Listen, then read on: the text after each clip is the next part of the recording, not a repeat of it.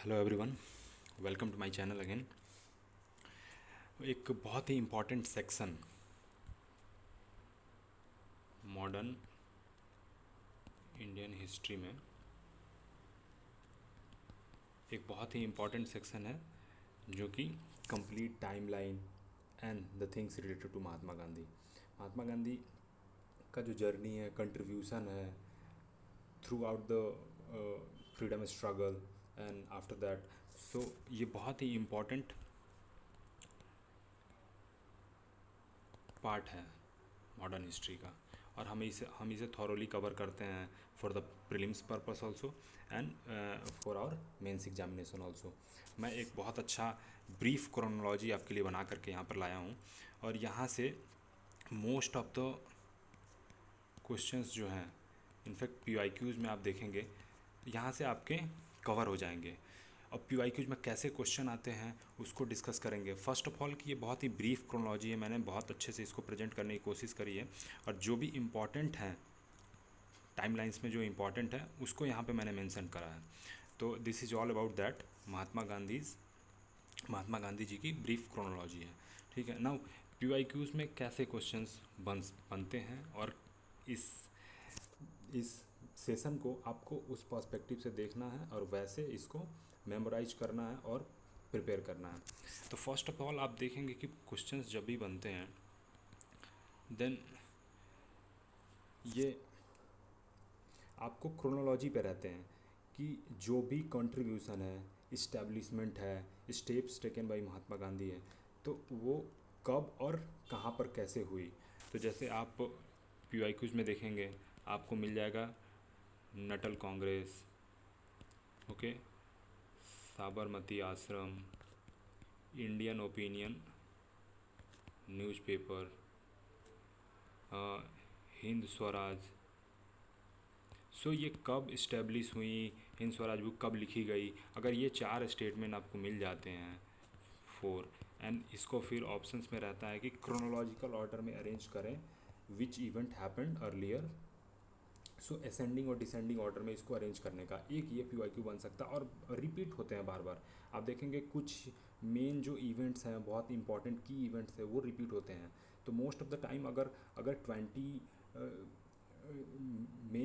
20 events हैं तो उसमें से 5 to 10 अगर इवेंट्स आपको एग्जैक्टली याद है तो आप क्वेश्चन को कर जाओगे, क्योंकि कहीं ना कहीं जो की इवेंट्स हैं वो ऑप्शंस में आपको देखने को मिलेंगे, तो आप एलिमिनेट भी कर पाएंगे, और एग्जैक्ट याद है तो करेक्ट कर पाएंगे क्वेश्चंस को। तो एक ये टाइप की क्वेश्चंस हो गई। सेकंड आप देखेंगे स्टेट पीसीएस में, स्टेट पीसीएस के एग्ज़ाम्स में डायरेक्ट क्वेश्चंस आते हैं। Mahatma Gandhi when wrote the book Hind Swaraj, ये हो गए। When did Mahatma Gandhi return to India, ये क्वेश्चंस होगा। डायरेक्ट आपके ऑप्शंस में रहेंगे, डेट के साथ रहेंगे, जो कि 9 जैन 1915 है, and you know that this 9 Jan is celebrated as NRI day now. So इस तरह से इसको लिंक करके भी आपको याद रखना है। तो इसको स्टार्ट करते हैं महात्मा गांधी जी की ब्रीफ क्रोनोलॉजी। वेरी फर्स्ट मैंने इनके यहाँ से ऐड किया, फर्स्ट वन इज़ 1869। तो Mahatma Gandhi was born on 2 October 1869 at Porbandar Gujarat. तो date of birth is here. So when he was born 1869 at Porbandar, Gujarat, we all know.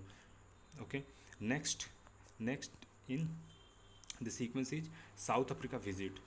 तो Mahatma Gandhi visited South Africa for the first time in 1893. He landed at Durban to sort out the legal problem of his client Dada Abdullah. Okay, so first time he visited in 1893, and this was his first visit to South Africa. Now third is, again he visited South Africa and stayed for some time. So the next events which all occurred, or he took a different step, established some organization. So those all happened in South Africa itself for a long time. Now third event is Nuttall Congress, it was establish in 1894। ये बहुत बार PYQs में आ चुका है। State वे state PCS में भी question आ सकता है, ये आपको एग्जैक्टली याद होना चाहिए। Natal Congress was founded in 1894, this is important, I will mark this. Now fourth event is Indian ambulance corps. Indian ambulance corps was establish during the Boer war in 1899। ये आपको year याद होना चाहिए। Ambulance Corp किसके द्वारा establish किया गया, ये भी पूछा जा सकता है, सो आपको याद रहना चाहिए। It was establish by Mahatma Gandhi in 1899 during the Boer war. Now fifth one is Indian opinion newspaper which was started by Mahatma Gandhi in 1903। ये इंपॉर्टेंट है, बहुत बारी क्वेश्चन तो पूछा भी जा चुका है directly that Indian opinion newspaper was started by Mahatma Gandhi, तो ये क्वेश्चन बन सकता है। ठीक है, newspaper started by him in South Africa, ये साउथ अफ्रीका में स्टार्ट हुई थी, ईयर इंपॉर्टेंट है 1903।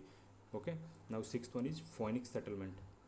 This question this statement has been asked many times.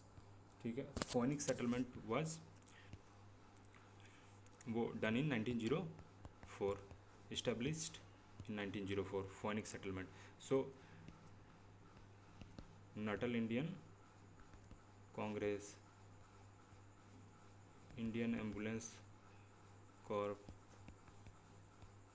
Phoenix settlement, three are important. Chronology में बहुत टाइम ये पूछी जाती है। ठीक है, 1904 आपको याद रखना है।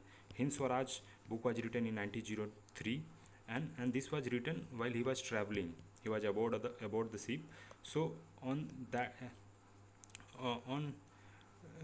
during his travel in 1909 he wrote this Hind Swaraj book, so this is 1909 and the language was Gujarati। एक मैं एडिशनल चीज़ यहाँ पे बताऊँगा कि he wrote this book in Gujarati, later it was translated in different languages। Eighth one is Tolstoy farm, again very important, established Tolstoy farm in 1910। Now return to India, he returned to India in 1915। Gandhiji returned to India on 9th of January 1950 from South Africa, and this day 9th January 1950, so this day is celebrated as NRI Day, भारतीय प्रवासी दिवस। Okay, भारतीय प्रवासी दिवस, और ये बहुत important है, organised by ministry of external affairs, ये भी आपको पता होना चाहिए। Now Sabarmati Ashram was established in 1917, very famous, and this has been asked many a times in exams. Sabarmati Ashram 1917 established, Mahatma Gandhi established the Sabarmati Ashram। Now 1917 is important year itself in the life of Mahatma Gandhi ji, and this year is of historical importance। तो 1917 से related कुछ और facts देख लेते हैं। 1917 चंपारण सत्याग्रह। Okay, next 1918 is आपको Kheda and Ahmedabad Kheda, ये आपको 1918 में देखने को मिले थे। नेक्स्ट आप फर्दर देखेंगे तो further he was also associated and contributed in non cooperation movement, quit India movement 1922, so these all are important, again Hunter Commission, so he was also associated with this also। Among them these 10 points are very important as far as the chronology is concerned, so you can memorize this and revise it multiple times। अगर आप ये 10 complete, अगर आप ये 10 remember कर लेते हैं तो अगेन अगर क्वेश्चन में स्टेटमेंट बनते हैं तो मोस्ट ऑफ द टाइम इसमें से कोई ना कोई 2 या 3 ये टर्म्स हैं वो स्टेटमेंट में रहेंगे और आप इजीली क्वेश्चन को सॉल्व कर लेंगे। तो इट्स नॉट दैट कि आपको अगर 20 इवेंट्स हैं तो 20 के 20 सभी याद कर लोगे तभी क्वेश्चंस बनेंगे। आप हाफ ऑफ द इवेंट्स याद करते हैं तो at least you have that 10 terms और 10 इवेंट्स इन योर नॉलेज, तो उससे आप एलिमिनेशन कर सकते हैं, रॉन्ग्स आंसर निकाल सकते हैं और आप करेक्ट आंसर मार्क कर सकते हैं। So this events and the chronology are very important. Thanks for watching. Do like, share and comment if you like this video. Thanks for watching.